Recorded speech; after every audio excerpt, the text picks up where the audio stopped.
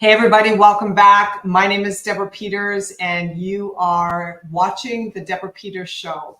We broadcast live every Tuesday at 12 noon Pacific and 3 p.m. Eastern.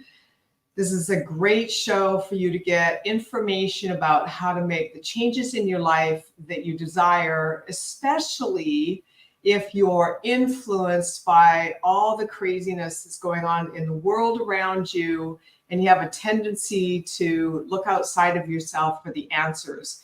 This show will bring you back in touch and in alignment with your heart, with your spirit, with your soul, and with your purpose for being on this planet, the purpose, the gifts that God planted in your heart when you came here. And we go live on YouTube, Facebook, and LinkedIn every Tuesday. And then the recording is on every major podcast platform you can imagine. It takes a day or two to render for us to get it uploaded. So if you ever want to go back and watch an episode, you can always capture that information. What I like to do with this show is cover 5 main pillars of one's life. And so I feel if we can address these 5 pillars, eventually it kind of all comes together, the dots connect, and we start to feel a sense of empowerment, alignment, and connectivity to who we really are, our authentic self, not who society says you should be, not who your spouse says you should be, not who your parents wanted you to become, but you. Who do you want to be? Who are you being?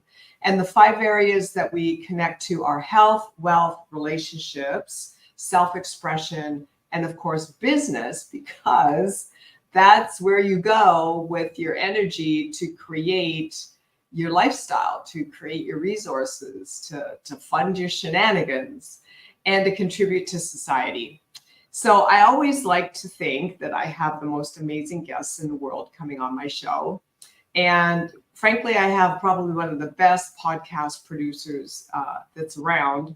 And her name is Margie, and she always finds me these amazing, juicy, phenomenal guests like the one I have today in Jen Greiner.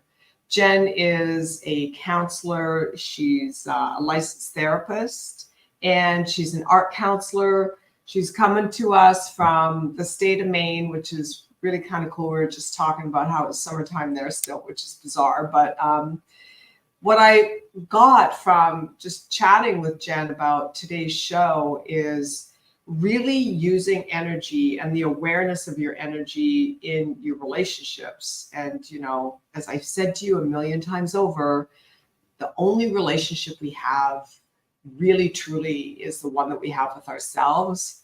And then all other relationships are a mirror of that. So, ladies and gentlemen, please welcome Jen Greiner. Thank you for being here.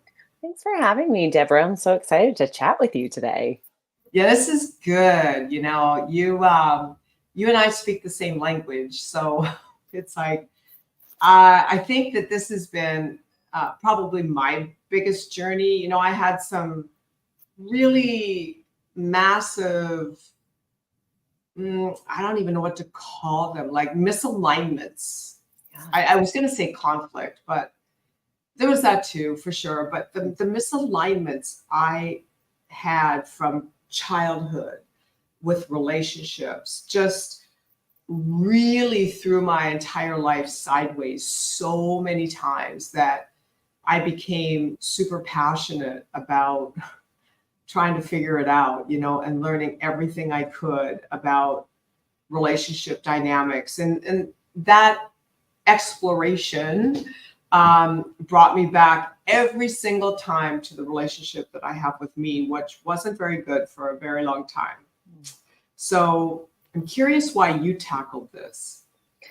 Yeah. So as a therapist, I found myself years ago working with individuals in relationships. They came seeking help for their relationships. And so many times I really had to work to shift their focus from the other person back to them. And it really just boggled their minds every time. But I really loved working with these, what I call interpersonal energy dynamics, because we really have to understand ourselves. And then my own journey, coming into my own person, deconditioning, really understanding who I am. And that's really what led me to be a human design coach and use this system, this blueprint, to be able to very easily understand my energy, who I am, and start living my life, finding alignment. Because, yeah, I was out of alignment for so long and it led me to burnout. And I just got really sick of being burned out all the time. 100%. No, I get you. And I had a very similar experience. Just who I think the first time I went through a really significant burnout was in my late 20s. And I thought at the time, and I'm going to back up because it was really kind of a blessing. It was hard to go through, but the blessing was that twofold. One, I'd already begun, probably in my mid 20s, I'd begun this spiritual awakening journey. And the first thing you look at are your relationships, because that's usually where the biggest mirror is. And that mirror just seems like so incredibly out of control, because you don't realize it's a mirror. You think it's these people, right? And we could just get these people to change. But yeah, I did too. And so I spent a couple of years in my, I think I was 31 and 32. And I was so exhausted. My adrenals were so shattered. I think I slept for 2 years. And the healing, it was through that I was able to start to go more deeply inward around this relationship stuff. And then when I became a coach and started working with leadership teams of companies, I would get pulled aside on the down low and asked, like, can you work on my marriage with me? Not like, because it's just everywhere, Don't you feel that it's like the number one thing in our lives that can really turn things upside down if it's not going well? Oh, absolutely. We take things personally. We take it as an attack or a representation of ourselves, which almost always it's not. We trigger other people, and the negative cognitive beliefs that it builds in ourselves. It takes so much to really pick apart who we actually are at our core, despite all the conditioning from society and parents, like you mentioned before. But to be able to come back to who we are, and also think about and intentionally create the relationships that we want around us. Yeah. So I had a pretty interesting childhood, and all my viewers probably know this because I talk about it incessantly, but just lots of trauma, lots of emotional abuse, and all other kinds of abuse, and just violence in the family unit, and criticism. I mean, it was harsh for me, as I'm being so sensitive, whatever you want to call me, empath, call me what you want. I don't care. I'm just like, I read energy and I pick up on it. And it was brutal to be in that kind of an environment and to try to process that. So as a result of that, I stuffed a lot of stuff, that's a technical term. And, then by the time I got into adulthood, but I want to say this, while all that was going on, I was fully aware of who I am, who I was, who I am. I was fully aware. And that's, I think, what made it even harder. Because, if you're not aware, then it's like you don't give it any meaning, really. But so then as an adult, I had to go, oh, wow, okay. As I'm unpacking this and it's unwinding and unraveling, I'm actually starting to see these sparks of remembrances of, oh yeah, I remember who I am. It was just little tiny sparks in the beginning. So I'm really pleased that you're doing this kind of work, because nothing's worse in my opinion, nothing's worse than feeling disconnected from who you really are.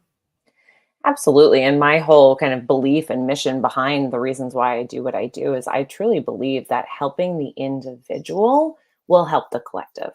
If Sure. we each can do our own part to step into our own power, to really come back to who we are, to bring that awareness out, to, make the conscious choices and decisions and positive relationships, challenging others to kind of rise and step up to meet us with that awareness, we're going to make the world a better place.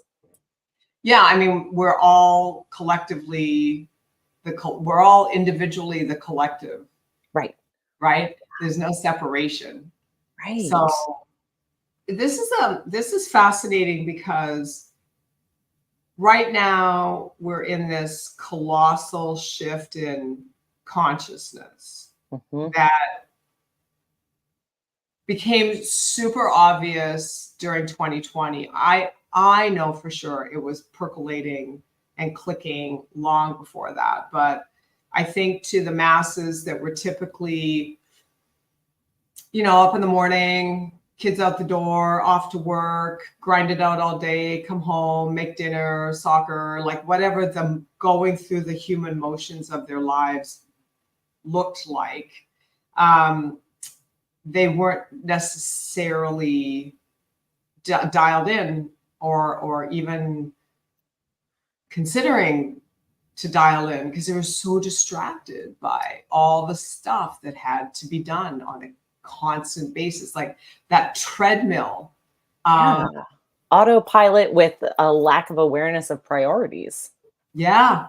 And, I've always sort of had like one world, one foot in one world and one foot in, so one foot in sort of like the spiritual realm, and then the other foot in sort of like 3D reality. And for a very long time, I just found that to be really kind of frustrating because I really enjoyed having this foot in the spiritual realm. I just didn't know how to connect the dots, and obviously that's a spiritual maturity process to come to that awareness. So when you're working with folks,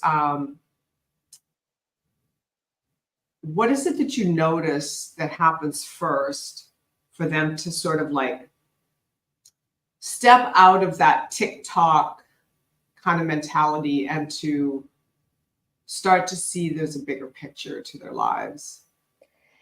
Yeah, I always say it all starts with self-awareness. So I think it's really developing the self-awareness. And there we have so many levels of consciousness, as you know, and where our awareness is so um, deep and can be complicated. So Yeah. it's one thing to be self-aware, of your proprioception of what's going on around you, the external, and then to be aware of, your skin, but to go deeper and deep, just really to get into that spiritual connection. I love when my clients get those aha moments and I can witness their level of self awareness getting deeper and deeper. And it's so beautiful how, as it gets deeper internally, they start to connect with the, unseen externally. That is what's impacting them internally. So it might sound really confusing, but really it's all about the self-awareness and really knowing yourself to an extent that I feel like isn't talked about enough. Oh, it's not. I just gave a speech at a maritime convention last week in South Carolina. And this was one of the topics I brought up because, the whole world has shifted and companies are really struggling to get staff, to get employees, to get people to connect into their organization. And there's a lot to be said about that. It's, in my opinion, it's because they're approaching this more evolved human consciousness with these old tools of, well, we'll just give you more time off and give you more money, you know? Right. And but people, that's not what people are after now. Right. You know, it's still good to have the time off and the money, but the sacrifice self now for attainment later paradigm is gone. So what else can you offer? And one of the things I talked about was understanding like what drives you. You know, why do you do what you do? Why do you get up every day and go do the work you do or live the life you live? You know, and to your point about self-awareness, when you can look at that and go, well, why am I doing this? And actually have an answer that speaks to your soul instead of just your ego is a really powerful turn within. And I'm trying to think of the term. It's in Japanese culture. It starts with an I.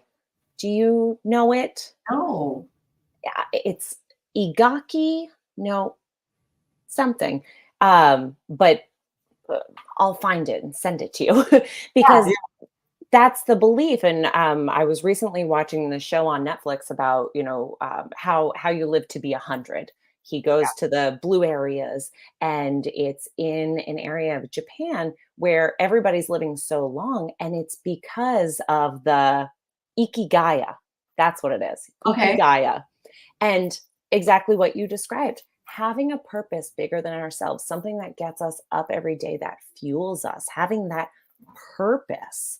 And it's a beautiful thing. And I remember a couple years ago, I did kind of a worksheet to try to figure out my ikigaya. And I was like, this is really challenging. I don't know that I can sum it up into one piece. So we certainly don't have that within our culture. No, we don't. You know, I do a similar exercise. It's very organic. And I do it pretty consistently because things are always moving and shaking and changing for me. But I'll sit down with my journal when I'm inspired to do this. It's not ever forced. And I'll just write the sentence. Okay, it's actually a question to my soul. You know, what is it my soul desires? Mm. Yeah. And sometimes nothing comes through. And sometimes a whole bunch comes through, you know, or it'll hit me later when I'm at the gym or I'm out for a walk or whatnot, or doing dishes, you know, some mundane task that kind of like you're so engrossed in it that it allows information to flow through. And it's changed my entire life multiple times. Yeah. That's a Because beautiful question. yeah, I mean, it just really gets one to consider that you're more than what you do every day, your house, your car, your kids, your spouse, your social standing. It's like you're so much more. I do It's like something. I was just going to finish off by saying it's like having a Jerry Maguire moment. Yeah, Yeah, all the time. Yeah. right.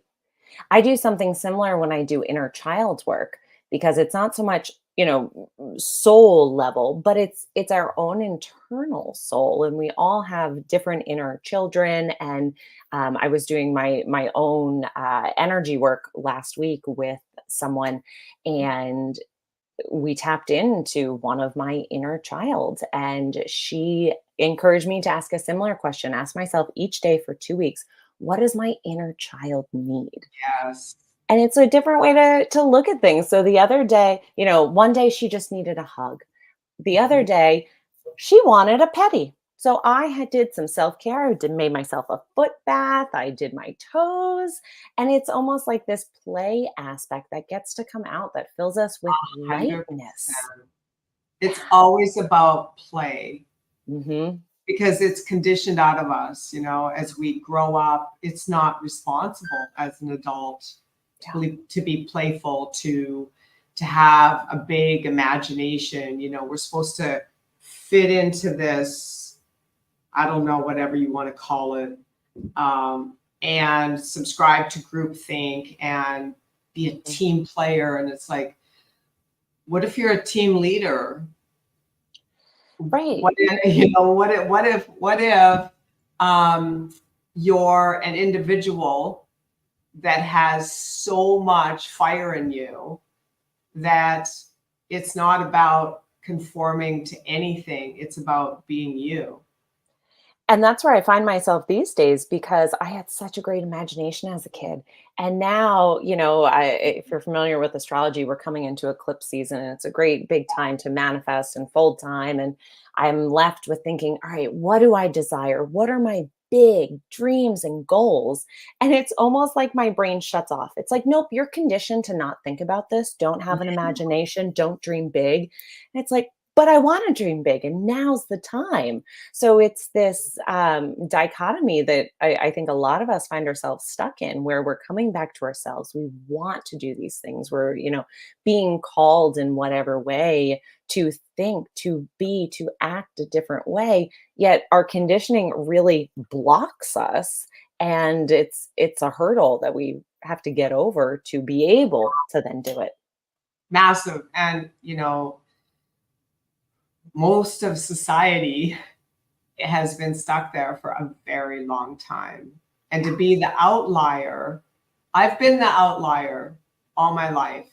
And it's freeing and it's expressive and it's invigorating, but it's lonely. Yeah. It's lonely because, I remember I was in my early 30s when I was going through this spiritual wake up, and I ended up burnt out and exhausted and sleeping every day for 2 years. And I quit drinking alcohol. And that was enormous because I lost all my friends. I had nothing in common with my friends, or at least they thought they had nothing in common with me, which is fine. It's not judgment. If you're calling to ask me if I'm going to meet you at the bar after work and I say no again, eventually you stop calling, So all these kinds of things these transitions we go through, which I'd like to have us kind of segue into this, is like, how do you navigate all that? Because when I was going through it, man, I was like, I had no idea what was happening to me. I just knew my old life didn't fit, and I didn't know what my new life was. I was questioning everything about what's supposed to do with my time? How am I supposed to make money? How do I find friends that think like me? What do I do now for enjoyment, because the stuff I used to do no longer is enjoyable? Like that. It's like, once you start on this journey, and this kind of like a warning to everybody, but it's a good warning. And the blessing is now you have tools, you have people like Jen and me and my coaches and whatnot that can guide you. But once you start meditating and going down this journey where you're really looking to connect deeply with who you really are, it's like all hell breaks loose, it's like it all falls apart. And when it falls apart, it doesn't tell you what the alternative is. You're just kind of left with this hurdle to clean up, and this big transition where your life is turned over. And again, that's why I love that I've found human design, and that's why I've decided to use it as the primary focus in coaching, because it gives me that roadmap. It gives me the individual roadmap for someone else of, how does your energy work? What is your energy, really called to do? Let's break it down. Let's apply it to your life where you are now. And let's, create this new life, because it gets to be so much better. And with the awareness, you get to consciously choose who and what you want to bring into your space. All day long. Yes. It sounds very familiar, but I'm sure it's a little bit different. So after I was going through that, and I was almost like screaming for answers, because my life was falling apart, or so I thought. I found Richard Bandler, and are you familiar with him? No, I don't think so. So he has a certification course called Human Design Engineering. Oh, Yeah, and so it sounds like you and I have like that same awareness background. It's just expressed a yeah. little bit differently, and his programs are based in neuro-linguistic programming, of Yeah. course, Yeah.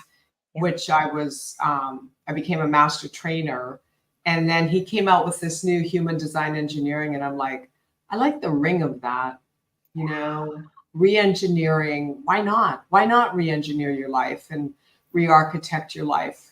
I re-architect companies all the time. Why not have people learn how to re-architect or re-engineer their lives, their thinking, their emotions, and kind of like reset it to their original blueprint.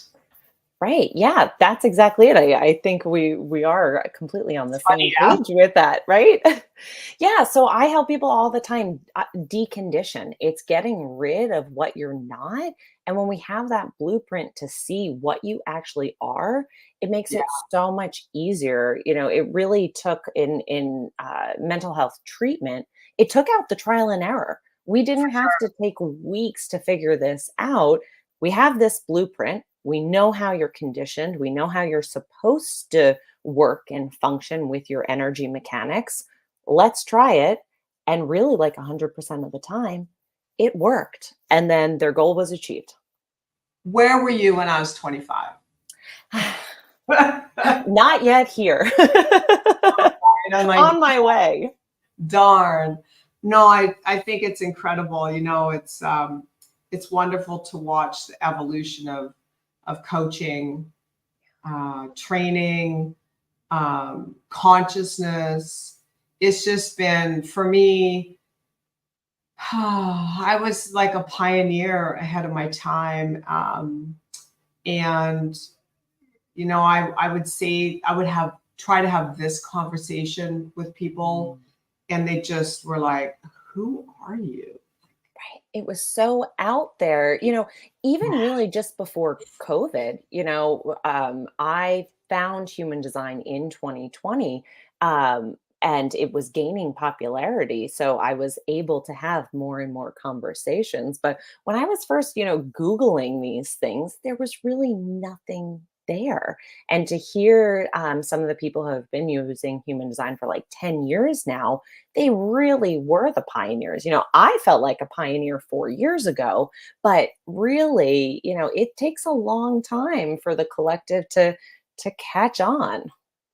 I know, and I always tell my audiences and my clients that what I'm giving you is what I had to go through. That was literally baptism by fire. There was no manual. There was no template. It was just like I asked for the breakthrough. I called it in. I was aware consciously that I was calling it in. I had no idea what was on the other side of that and how it was literally going to kick my ass, and it did. And so now I can work with clients and give them the shortcut. Like, I'm sure you do that too. It's like, you don't have to go through all that pain and suffering. Here's the shortcut. And in the process of the shortcut, you really blossom. Right. You have to take that leap, and it is so scary. And a lot of times it is very challenging. So it's really nice. And, it so interesting learning about my own human design, my own journey towards alignment.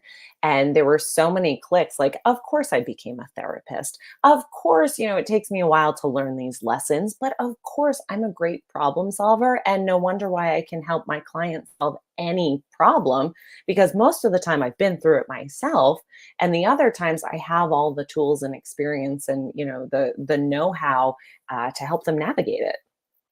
Yeah, which puts you sort of out there in this like nebulous space as a therapist, because my understanding of the allopathic medical model of therapy is often the therapist has not gone through that depth of an awakening.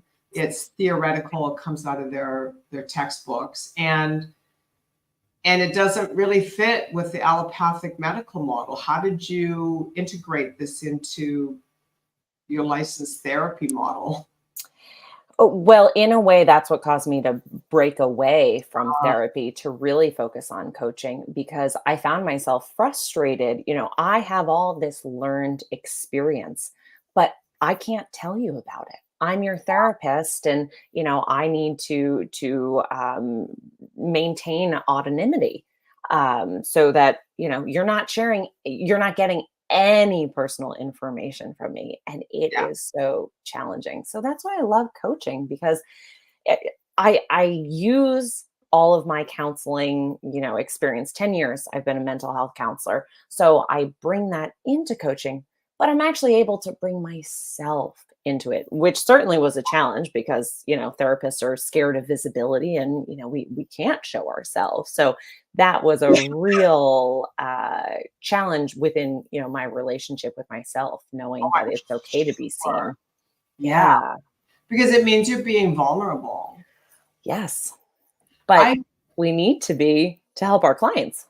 To be authentic. Yeah. You know, um, for a long time when I was doing one-on-one sessions, which I don't do anymore, but for a few reasons, but for a long time, I would end up crying. My clients maybe didn't necessarily see me, but after the session or toward the end of the session, I'd be like, oh my God, like it was just so big and so transformative that it would touch my heart. Well, and So, especially as an empath too, you mentioned, I imagine it all just really hits you.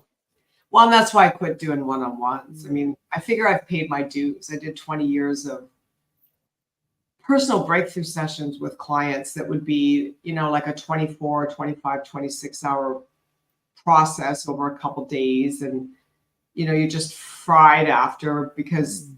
you can't you can't do that level of work with someone and not have it trigger all your unresolved stuff. Right, And it's not sustainable for you. no, and then shine a light on all your blind spots. And it's like, okay, so this is where we're going next. Yeah, Yeah, it's like, no, done. yeah, But it was good. I always say that that's what led me into coaching. Was I wanted to be a better mother. I wanted to be a better communicator with my daughter. I wanted to create new relationship patterns between us that were above and beyond the dysfunctional ones I had with my mother yeah. and the ones that she had with her mother. And I essentially really wanted to create a whole new foundation and baseline for our family lineage that would free my family from, the generational curses that had plagued us for eons. And so that's why I got into coaching, and working with so many, I think I've probably worked with tens of thousands of people around the planet at this point. Um, and it served its purpose. I cleared myself, and probably shouldn't be this far down the road in life in terms of success. So it worked its magic, but it wasn't an easy path. And I think that any coach that's worth their salt has good personal experience to bring to the table, so the client knows you're relatable. Right, that's a huge piece, that relatability. And that was what was so hard within therapy, because there isn't that. Of course, my clients trust me, but they can't always relate to me. And I've, had so many clients over the past years, but there were so many who said, I have a child and I need to know, it's really important to me, and I value that you can share that experience with me. And as someone without children, thankfully was able to be honest and say, I can't talk about that with you. I do have experience. I work with lots of children, in different contexts, but if that is really important to you, I completely understand, and I may not be the right person for you. Yeah. Yeah. So So hard. where are you going with this from here? I feel like we have all kinds of intensity happening. Let's just say it for now, for sake of conversation in America. There's a mental health epidemic. I was looking up some stats the other day, and one stat said that 40% of Americans believe that their mental health issues are stemming from their place of work. Mm, I believe So, it. right, so we've got that going on. Because, if you look at society, you have so many different, gosh, the English language is hard to describe things. Yeah. It's Um, limited. yeah, because then I don't want this to imply there's a hierarchy at all, and one's good and one's bad, but I don't know how else to explain it. So we have different levels and layers of consciousness that is everywhere in society and the workplace. What happens when you're a spiritually evolved person who works on themselves and gets clear about their relationship with themselves? Maybe they're empathetic, and then they work in a corporate environment under a narcissist or two or three. Mhm. Like, what do you Right. do with that? Right. It makes sense why you're struggling with your own mental health, because it's not a conducive environment. And especially if you are sensitive to your environment, if you are an empath, a highly sensitive person, if you identify with that in any way, for anyone, who knows about human design, all the reflectors out there, I mean, it's only 1% of the world. Um, but you are going to get sick, mentally, physically, emotionally, all the ways. It's going to burn you out, and it's not sustainable. But some people do feel like that's the only option, and it's so hard that we are kind of stuck in that place right now. Yeah, we're in the middle zone, and this was, pardon me, this was my talk at the Maritime event Mm. convention last week, where, that's like, when you look at maritime, it's based in the maritime industry, for example, based in maritime law. So it's very structured. Mhm. There's no real wiggle room. And I understand all that. I'm not making it wrong. It's just that the like Einstein said, the consciousness that created this is not the consciousness to evolve this. And I know I'm turning that into my own thing, but you know what I'm saying? It's like, okay, so we created this, and I'm all for tradition. I'm not that person that, let's just throw all the tradition out and let's just make up all this new stuff. No, I'm so not that person. Um, and I appreciate tradition. I appreciate all the things my mom and my grandmother taught me, and what I learned as a kid growing up on the farm, and how we take care of animals, and like, I appreciate all that. So where do we find, and I think this is the question that begs the asking, is like, where do we find this awareness? I'm not going to use the word balance, because I don't think there's ever balance. Where do we find the awareness of how to navigate these lower consciousness realms when we've evolved ourselves beyond them, but yet they're still running some of the structures in society? Yeah, I really think it comes down to openness, being open to change, to honor the past, honor the traditions, honor what works, honor the culture of it. but something has to change so that it can work better. And I think, we were talking about control before we got on here, and it's that control. People cling so tightly to it, but Right. really we need to control ourselves and notice what's going on, around in whatever work setting it is, so that there's actually an evolution, right? We need to evolve. We're here to, like, don't we want to do better? I take it for granted sometimes. I certainly want to do better. That's why I'm on my Yeah. life journey and helping others along theirs too. So it's how to figure that out, how to all come together. To bring this back to relationships, I always describe relationships like a triangle. There's a you, there's a me, and there's the us. So in the work, right, there's you, there's me. We all have our wants, our needs, our bits of control. But how can we focus? How can the main focus and the main goal be on the us? We're all here to support that us. How can we get to that? To be open, perhaps bringing outsiders in for a different perspective, so that we're not so emotionally attached to it, right? I think attachment comes into all of this as well. That's the comfort zone. Right. Yeah, that's a comfort zone. And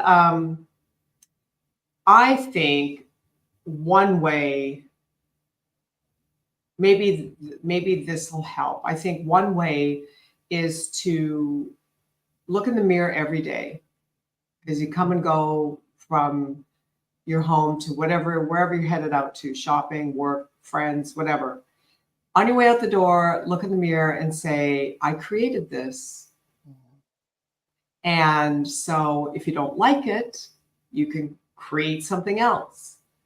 But if you look in the mirror and you go, poor me, I'm put upon, these people make me feel whatever comes after that, angry, sad, dejected, marginalized. You got to take that out of your self-talk, because that's what weakens you. Wasn't it Eleanor Roosevelt said something to the effect of, no one can make you feel anything unless you allow them to. Yeah. So we got to get out of this victimhood and actually take charge of our lives and realize that that person in the mirror that's looking back at you is in charge of your entire reality, and you can shift it any moment with a shift in your perspective. Right. And we have that control. And to kind of put it into energy terms, especially these past couple of weeks and months, there's been this shadow energy, this lower vibrational energy of victimization. It's been pulling us down into it. There were a couple of days I woke up and I had these, financial worries and these negative stories playing in my mind. And I was like, that's the old version of me. I Yeah. am not falling into this victim energy. What do I need to do? Come back to my meditation practice, to my values, to, consciously choosing day to day things, hour to hour things, really. Moment to moment. Yeah. Right, exactly. So that I can shift out of that victimization, because I don't want to be the victim. I want to honor my power and step into it so I can feel my best and I can do my best. And, that ikigai and following our purpose that we all have, so that, we can play our role here on earth, really.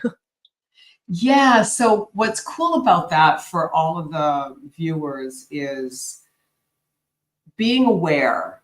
The first step is being aware. Like, for you to be an observer of you and say, hey, wait a minute, I've gone backwards here. I'm back in some old me version, and it's not the healthy, empowered me version that I want to live my life in.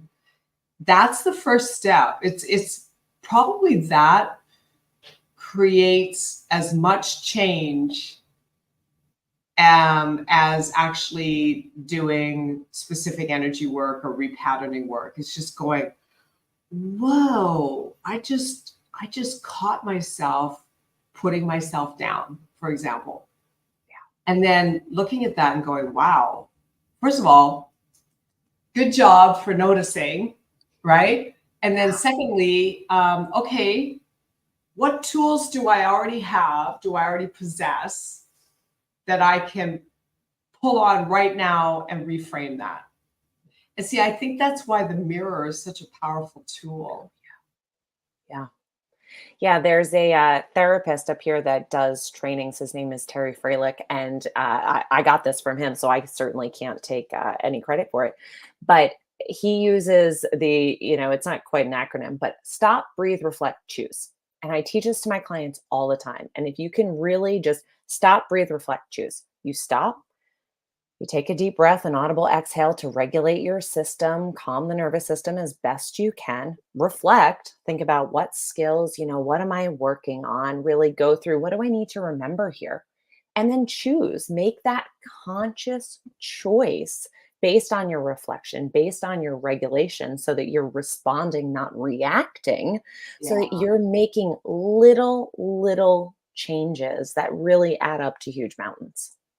Breathing is everything, and this is another thing that I had this massive realization on somewhere along my path early on, was that back then, how much I held my breath. Mm. And Right, I the think that, awareness of breath. yeah, and I think that was a trauma response, just like holding on, waiting for the other shoe to drop and bracing myself so I could like deflect or protect myself or whatever.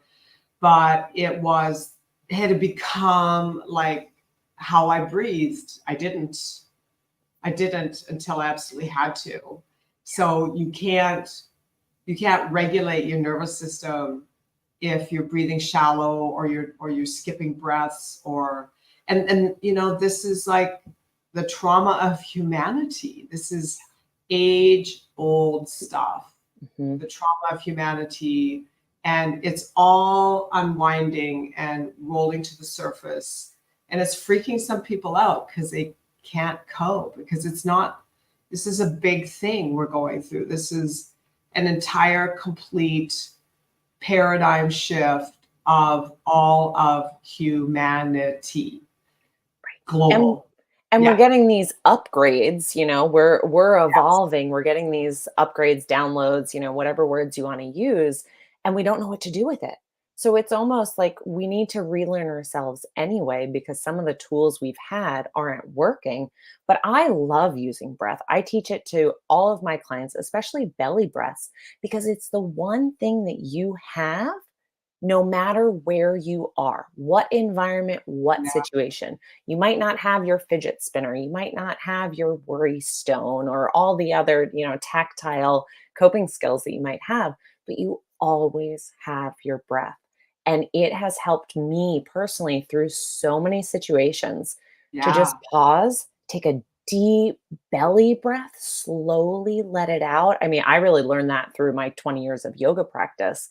But it brings me from such a heightened state to such a calm, regulated, grounded state that I'm grateful every time I take one of those big breaths. Of course, you're oxygenating your cellular structure. Um, did you ever take any rebirthing classes? I haven't, but I love the concept. I think it is such a special, beautiful thing to be able to do. Yeah, I did 3 years of rebirthing classes. Yeah, on a weekly basis. I believe it's what got me out of my bed when I Mm, was experiencing that burnout, and enabled me to to rebuild my life, because I was physically done. yeah, When your adrenals are shot, you're done. yeah. You don't move. Mm, So yeah, rebirthing is a great technique. It's old school, yeah. but even if you just did a few sessions just to like get a sense of how you can do that for yourself, I think it's really cool.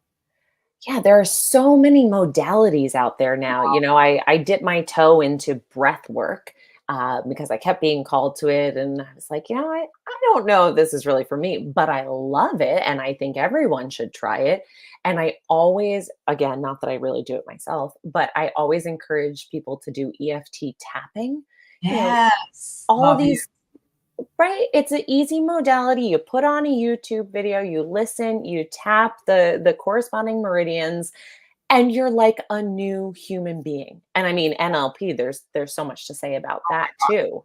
So Yeah. it's really, to all the listeners too, the human design is what I found what works for me. But there are so many modalities out there to try, see what works, see what really hits your system so that you can do all the things that we've been talking about today to evolve, to increase your awareness, to consciously choose all these pieces, all these modalities can really help you know how to do it and do it, because it can be so overwhelming and we can feel so helpless when we're in that state of burnout. Yeah, it's true. And last thing I'm going to say on this is, and then I want you to tell us how we can find you and your download, etc. Let's say you don't have any money, you don't have any friends, you're in the middle of this change, and you don't know what the hell's going on. So here's the thing you can do. You can go for walks. You just go for walks, get out in nature, look at the sky, say thank you, look at the flowers, say thank you, listen to the birds, say thank you, just and breathe your way through it. And it's free, doesn't cost you anything, it makes you healthier, and it'll change your physiology, it'll change your mental emotional state, and it'll reoxygenate your cells, because the negative ions in nature will 100% help you regenerate. So just for all the guys watching, all the girls watching that are saying like, well, I'm in a really bad place right now, and I just don't have anything that I could be buying into any programs with, start there, because that's who you are. You are nature. You're a piece of earth. Mhm. You're part of the natural love of God that expresses through nature. So I always like to give it a little tip like that, because you never know where people are at and who's watching, Right. right? My tip that I would add to that is take your shoes off too, because Yeah. putting your bare feet on the ground, it's called earthing. Not only does it help you feel grounded, but with all these upgrades, with this paradigm shift, connecting to the earth's energy, to that frequency by putting your bare feet on the ground, on the earth, can do all of what you said and more too. So, we all wear shoes and we think, "Oh, we don't want to get dirty," or "I don't want to work and walk in the dirt." No, please You can do. wash your feet. You can wash your feet. It's so funny. Like, I'm just sitting here laughing because I've seen all these earthing programs and stuff, and I'm like, have we gone that far off of who we are that we actually have to be taught to walk on the grass? Have we become so engaged in our lives and technology that somebody has to create a program that, as kids, but see, this is the problem. Kids aren't running barefoot outside anymore. They're stuck in the house and they're on their devices, and we wonder why we have issues. Seriously. Like when I was a kid, man, you just like, I never wore shoes. What were shoes? I only put them on when it got cold, and you didn't really have a choice. Yeah. So now we've got to buy into or whatever a program called earthing, because we forgot. It's been programmed out of us to no longer have a relationship with the earth. And that to me is just truly tragic and sad. I absolutely agree, because it's the simplest thing. It's why we're here. It's part of what we're made of, what we're living on, what we're using, utilizing. And of course, we're a part of it. We're all connected to each other. The energy is moving through all of us, through the earth. So it's one of the simplest things. But yes, I myself had to consciously think, okay, Jen, take your shoes off and put your bare feet on the ground today. every single day. I have to remind myself of that. Yeah, because we get so far, and me too, you know, I grew up on a farm, so I was always running around barefoot in the dirt. So it was, I remember every single night my mother be like, before I went I was on my way to bed, and she'd be like, wash your feet, you know? But we've moved so far away from that simplicity that it's just, I mean, I just think I'm grateful that there's somebody came up with the concept of earthing to remind people or re-educate people, but there's still a sadness and a tragedy to the fact that people haven't even thought about it, you know, because we have so many generations now of technology that we're just disconnected. But I digress. Anyway, it's been absolutely smashing having you join me today. And I'd love it if you would tell people how to find you, what your URL is, and tell us a little bit about your download, and which Margie will put in the show notes for everybody. Great. So I hang out on Instagram. That's where you all can find me. My handle is @thevitaljen. I spell Jen with 2 N's. And my website link, my URL is divinevitalitywithjen.com. I know it's a mouthful, but you'll be able to find me. Divine Vitality is my business. And the free download, click in the show notes, is to sign up for my newsletter. I send out a monthly newsletter. You know, I don't like spamming your inboxes, but when you sign up for it, you're going to get a free self-care checklist. And this checklist goes through different areas of your life, the physical, the emotional, the spiritual. So you can give yourself a score to see where you're at, and then kind of step back. It gives you some questions to ponder on at the end of each section to see how great your self-care is. Where are you needing more connection? Are you needing to, you know, earth every day? So I love using that self-care checklist as just a check-in to where you're at, but it's also great to do every so often to see how you yourself are evolving. So you'll get that when you sign up. And I just love being able to share that with everyone. Oh my God, that's awesome. Thank you so much for being here, and thank you for your contribution to humanity and the work that you do. It's the world needs more of folks like you. It's incredible. Thank you. Thank you. Well, it's been a pleasure and an honor to be here and to chat with you today. And thank you for helping corporations and large groups of people to shift into this new paradigm, because that is so needed too. Yeah, that's an interesting endeavor for sure. Yes. I love it though. I do. I'm always up for a challenge. So I just want to say thanks to all the viewers for sharing, liking, subscribing, being here today, letting your friends know about my show and the topics that we discuss. I would love to have your feedback on what topics you would like. And see, there goes my phone. And I would like to know what you want to have covered. So definitely drop a comment. And as we go through this process of evolving into higher levels of consciousness, remember, it's most important, stay aligned, stay alert, and stay awake. Thank you so much.